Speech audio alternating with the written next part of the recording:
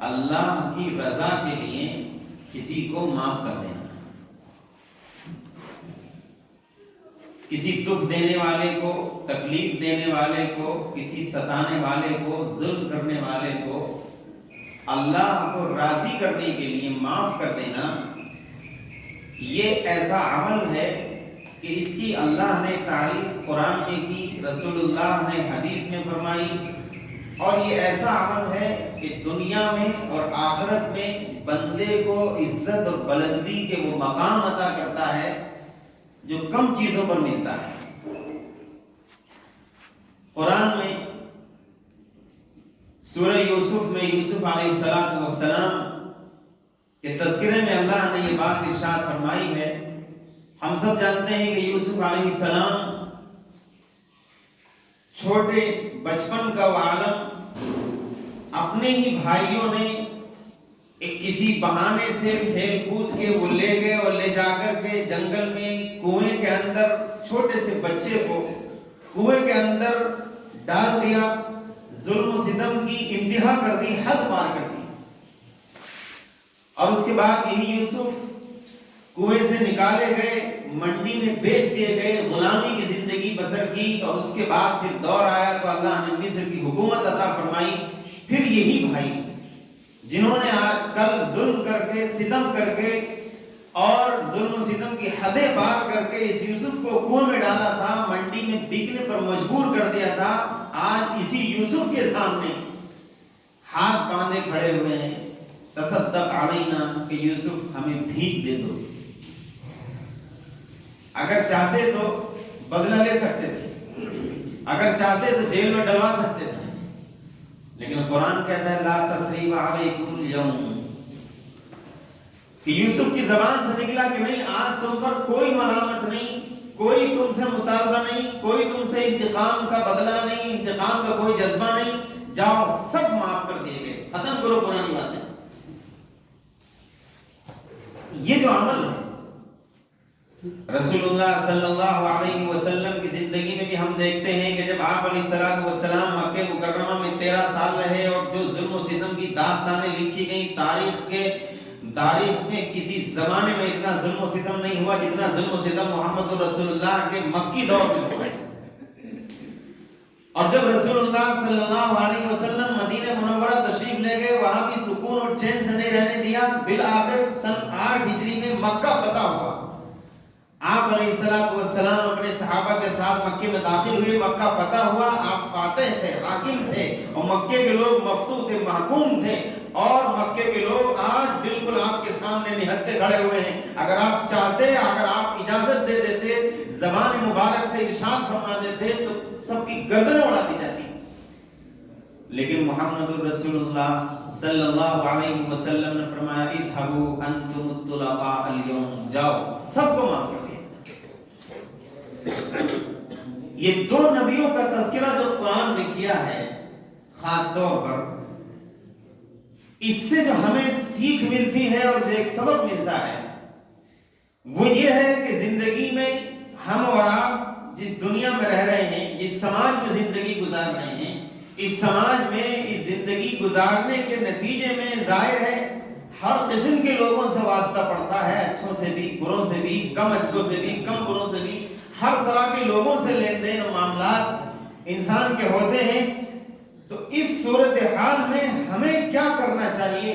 قرآن کہتا ہے خذ العفو وامر بالعرف واعرض عن الجاہلین، عفو درگزر کا دامن تھام لیجئے، کوئی برائی کرے، دکھ دے، تکلیف دے، معاف کر دیجئے، صبر کر لیجئے، وامر بالعرف، اور اس معافی تلافی اور اس درگزر کرنے کا یہ حکم دوسرے لوگوں کو بھی دیجئے، دوسروں کو بھی یہی سکھائیے، وَأَعْرِضْ عَنِ الْجَاهِلِينَ، اور سماج میں جو رشتے ناطے توڑنے والے جاہل قسم کے لوگ ہیں جو دن رات دوسروں کو دکھ اور تکلیف دینا ہی ان کی فطرت ہے، ان کو منہ مت لگائیے، ان سے منہ موڑ کے نکل جائیے، اعراض کریے، ان پر زیادہ دھیان مت دیجیے۔ یہ قرآن کا وہ اخلاقی پہلو ہے جو کسی بھی سماج کو ایک خوشنما اور خوشگوار لمحات میں زندگی بسر کرنے والا سماج بنا سکتا ہے۔ ہم لوگوں کی صورتحال تو یہ ہے کہ اگر کوئی کچھ کہہ دے تو بس اندر سے ایسے انتقام کی آگ بھڑکتی ہے اور بدلہ لینے کی ایسی دھن سوار ہوتی ہے اور ان کا جواب پتھر سے دینے کا ایسا بھوت سوار ہوتا ہے کہ اسی انتقام اور اسی بدلے کی آگ میں اور اسی شعلوں میں بھڑکتے رہتے ہیں اندر اندر. اگر زندگی میں انتقام نہیں لے پائے تو اسی نفرت کی عداوت اور دشمنی اور بغض کو اپنے سینے میں دفن کر کے لے گئے اور پھر ایسے ہی مر گئے, یا ہو سکے تو اپنی اولاد کو نصیحت کر کے وصیت کر کے کہ فلاں خاندان سے تمہاری دشمنی ہے, ان سے کھانا کھلانا مت رکھنا. یہ بھی کوئی انسانیت؟ یہ تو انسانیت نہیں. قرآن کہتا ہے کہ عفو درگزر کرنا, کسی کو معاف کر دینا, یہ بچوں کا کھیل نہیں ہے. وَلَمَنْ صَبَرَ وَغَفَرَ إِنَّ ذَلِكَ لَمِنْ عَزْمِ الْأُمُورِ, جو صبر کر لے اور دوسروں کو معاف کر دے, یہ صبر کرنا اور معاف کرنا یہ بہت ہی ہمت والا کام ہے, یہ آسانی سے نہیں ہوگا. اس کے لیے جگرا چاہیے, اس کے لیے ہمت چاہیے, انسان کی بلند سوچ چاہیے, اس کے لیے دل کا کشادہ ہونا ضروری ہے. نفرت دل میں بٹھانا اور پالنا یہ تو بڑی آسان چیز ہے. اصل ہے کہ انسان بدلہ لینے کی طاقت ہے, قوت ہے, اس کے باوجود معاف کر دے. یہ وہ اہم کام ہے اور عظمت والا اور یہ بہت ہی عظیمت والا کام ہے جس کو قرآن نے باقاعدہ اس کو بیان کیا. وَلَمَنْ صَبَرَ وَغَفَرَ إِنَّ ذَلِكَ لَمِنْ عَزْمِ الْأُمُورِ, یہ تو بڑا ہی عظیمت والا کام. معاف کر دینے سے ہم لوگ یہ سمجھتے ہیں کہ ہماری بے عزتی ہوگی اور ہماری توہین ہوگی. کہ اگر کسی نے ہمیں کوئی دکھ دیا, کسی بھی فیلڈ سے متعلق کوئی بھی تکلیف ہمیں دی, کوئی بھی بری بھلی بات اس نے کہی, ہم جب تک اس سے انتقام نہیں لیں گے, بدلہ نہیں لیں گے, تب تک ہم اپنے آپ میں یہ محسوس کرتے ہیں کہ ہم ذلیل ہو رہے ہیں, ہماری توہین ہو رہی ہے. نہیں, توہین تو آپ کی جب ہوگی جب آپ بدلہ لیں گے, اور اگر آپ جب تک آپ بدلہ نہیں لے رہے ہیں, صبر کر لے رہے ہیں, معاف کر دے رہے ہیں, تو پھر یہ آپ کی توہین نہیں ہے, یہ تو آپ کی عزت ہے اور آپ کا احترام ہے. حدیث میں رسول اللہ صلی اللہ علیہ وسلم نے ارشاد فرمایا, ما زاد اللہ عبدا بعفو الا عزا, کہ اللہ تبارک و تعالی عفو درگزر کرنے سے تو بندے کے درجات کو بلند کرتا ہے, ان میں اضافہ کرتا ہے, نہ کہ اس کی توہین.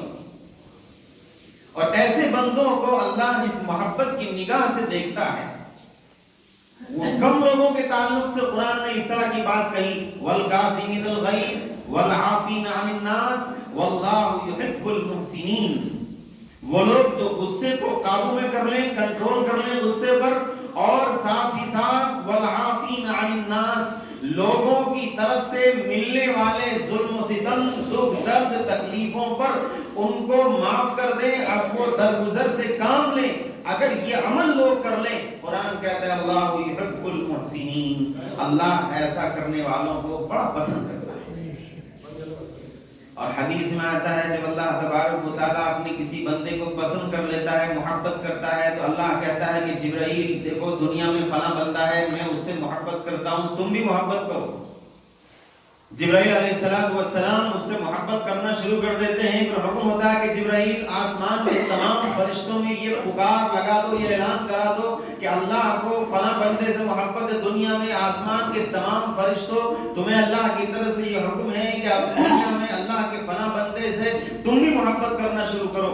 پورے آسمان کے تمام فرشتے اس بندے سے محبت کرنا شروع کر دیتے ہیں. اس کے بعد حکم ہوتا ہے کہ جبرائیل زمین پر یہ اعلان کر دو. جبرائیل زمین پر یہ اعلان کرتے ہیں اور دنیا جہان میں بسنے والے ہر آدمی کے دل میں اس بندے کی محبت ڈال دی جاتی ہے. تمام دنیا کی نگاہوں میں یہ بندہ چہیتا بن جاتا ہے. اب اس کا کون کیا بگاڑ لے گا؟ اس پر اللہ ہی ہاتھ رکھ دے کہ یہ میرا ہے, اور کھل کے ہاتھ رکھ دے کہ یہ میرا ہے. اب اس کا کوئی کچھ نہیں بگاڑ سکتا. یہ وہ عمل ہے جس پر اللہ تبارک و تعالیٰ کے اتنے انعامات اور اتنے فائدے ہیں. اللہ کی رحمت نصیب ہوتی ہے. حدیث میں آتا ہے الراحمون یرحمون الناس, کہ رحم کرنے والے وہ لوگ جو دوسرے لوگوں پر ترس کھاتے ہیں, اللہ ان پر ترس کھاتا ہے. اے لوگو زمین والوں پر رحم کرو, آسمان والا اللہ تم پر رحم کھائے گا, تم پر ترس کھائے گا.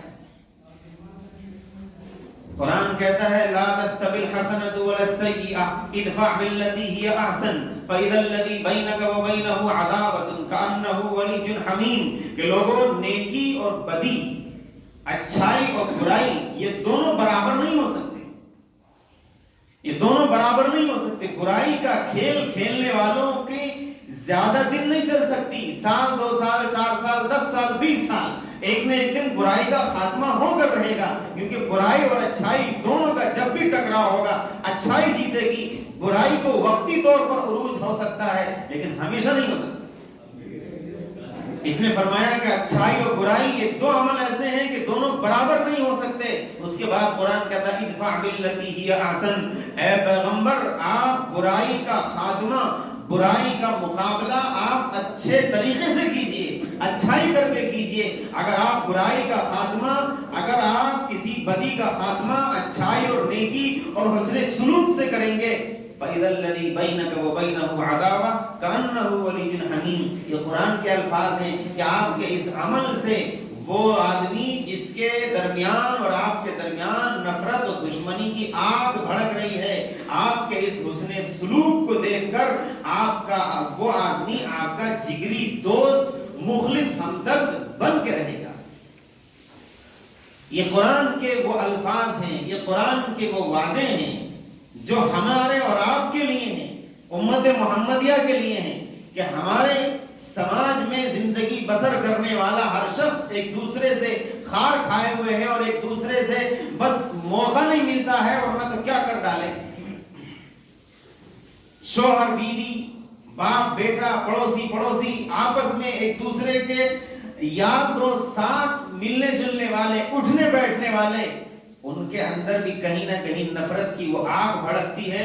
वक्ती तौर पर उसका इजहार न करें, अंदर अंदर सब लिए बैठे हैं और मौका मिलते ही वो अपना काम निकाल के और अपना वो रंग दिखा के आगे बढ़ जाते हैं। ये जो चीज है ये समाज को खोखला करने वाली चीज है। इससे ऐसा नहीं है कि सिर्फ तबाही सिर्फ एक आदमी की है, इससे पूरे समाज की तबाही है।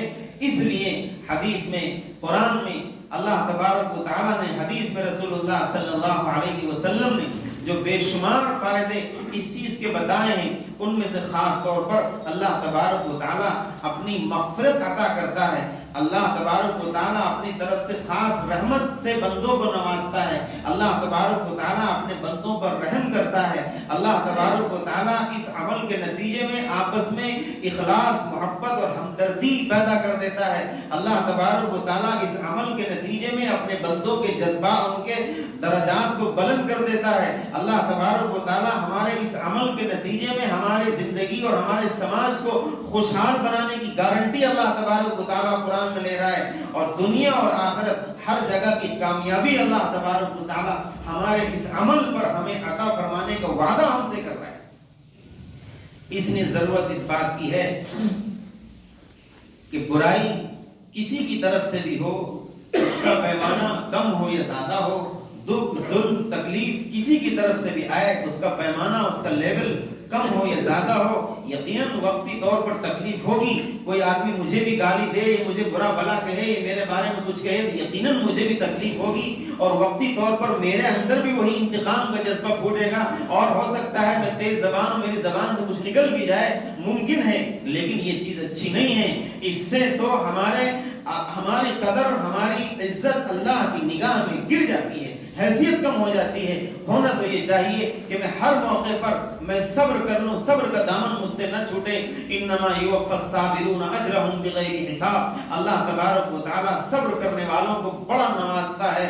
और इसी तरीके से कुरान में अल्लाह का इरशाद है, इन्नल्लाह मअस साबिरीन, सब्र करने वालों के साथ अल्लाह की खास मदद होती है। और अफ़्व दरगुजर से काम लेने वाले, माफ कर देने वाले, गलतियों पर पर्दा डालकर पीछे हट जा उसको किनारे कर देने वाले और लोगों के दरमियान इस्लाह का काम करने वाले लोगों से अल्लाह खुश होता है, उनके दर्जात बुलंद करता है। अल्लाह ताला मुझे